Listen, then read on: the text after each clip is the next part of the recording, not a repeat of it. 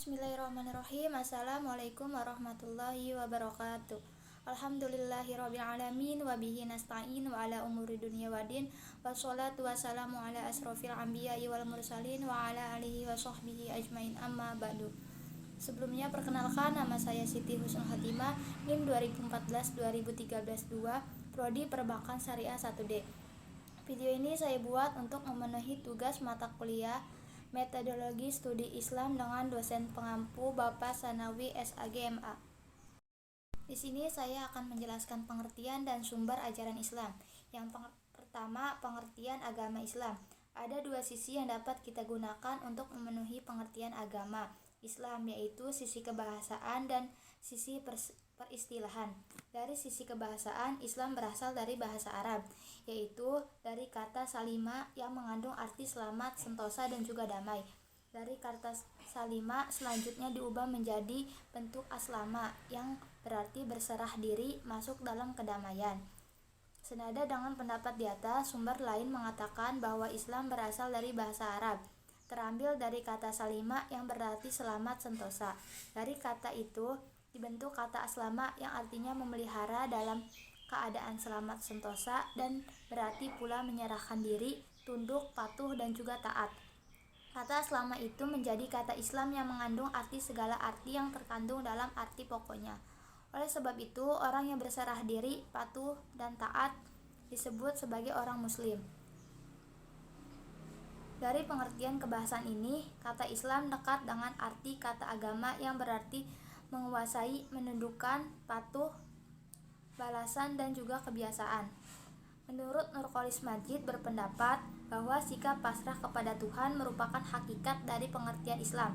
Sikap ini tidak saja merupakan ajaran Tuhan kepada hambanya, tetapi diajarkan olehnya dengan disangkutkan kepada alam manusia itu sendiri.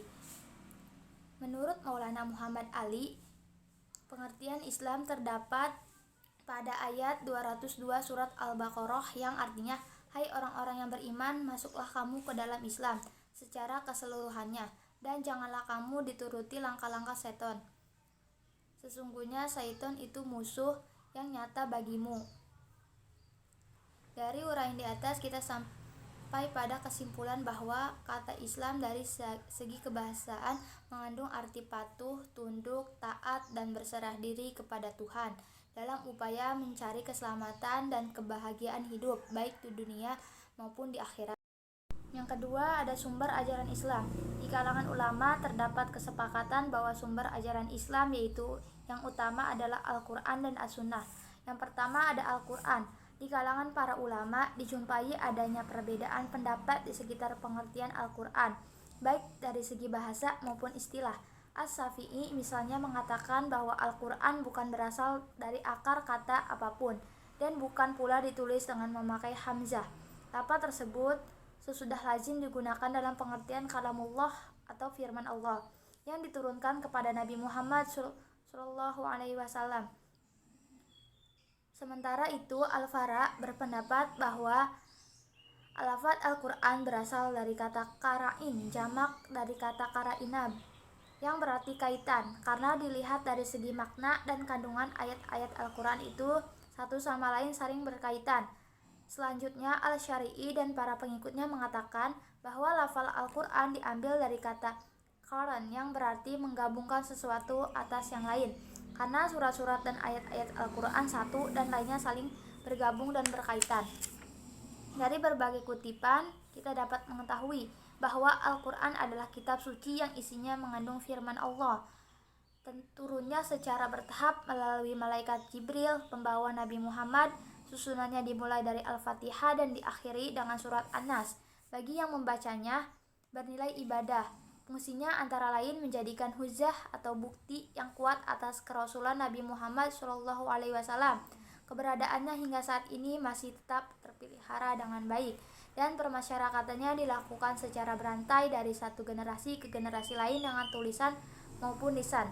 Berkenaan dengan definisi tersebut, maka berkembanglah studi tentang Al-Quran baik dari segi kandungan ajarannya yang menghasilkan kitab-kitab tafsir yang disusun dengan menggunakan bahasa berbagai pendekatan, maupun dari segi metode Sehubungan dengan itu, terdapat pula para ulama yang secara khusus mengkaji metode menafsirkan Al-Quran yang pernah digunakan para ulama, mulai dari metode tahlil analisis ayat satu persatu sampai dengan metode maulid atau tematik.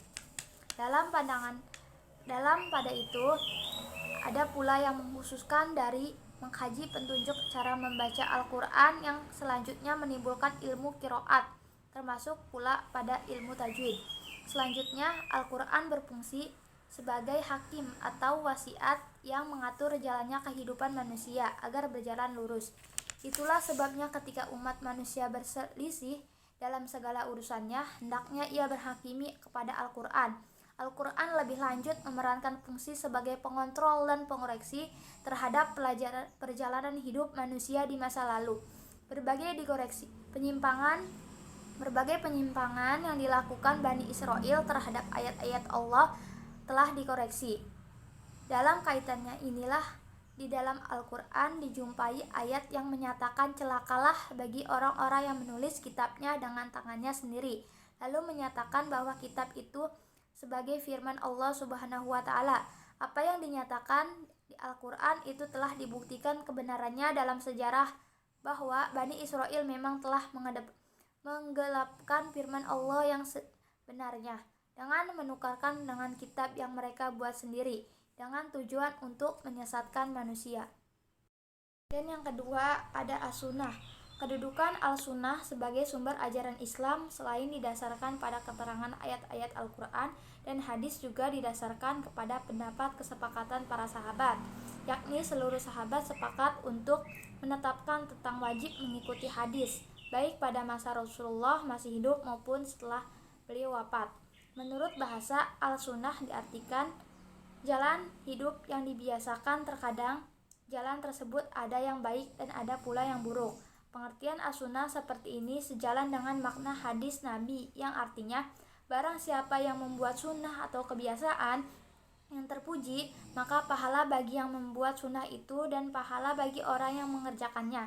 Dan barang siapa yang membuat sunnah yang buruk, maka dosa bagi yang membuat sunnah yang buruk itu dan dosa bagi orang yang mengerjakannya. Menurut sebagian ulama yang disebut belakangan ini, Al-Sunnah diartikan sebagai sesuatu yang dikerjakan oleh Nabi Muhammad SAW, sehingga sesuatu itu lebih banyak dikerjakan oleh Nabi Muhammad daripada ditinggalkan.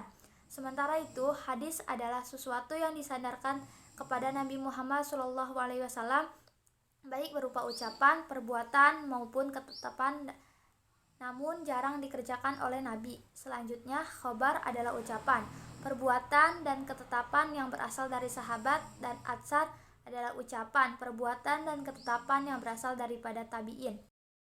Mungkin cukup sekian dari saya, kurang lebihnya mohon maaf. Wassalamualaikum warahmatullahi wabarakatuh.